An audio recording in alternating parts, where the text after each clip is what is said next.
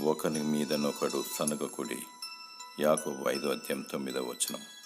ఈ కడవరి గడిలో మనుషులలో ప్రేమ చల్లారిపోయి అనేకులు దేవునికి వ్యతిరేకులవుతున్నారు. ఎదుటి వ్యక్తిని కించపరచుచు, విమర్శిస్తూ నిరాకరిస్తున్నారు. తమ లాభ సాధకము కొరకు స్వార్థంగా వ్యవహరిస్తున్నారు.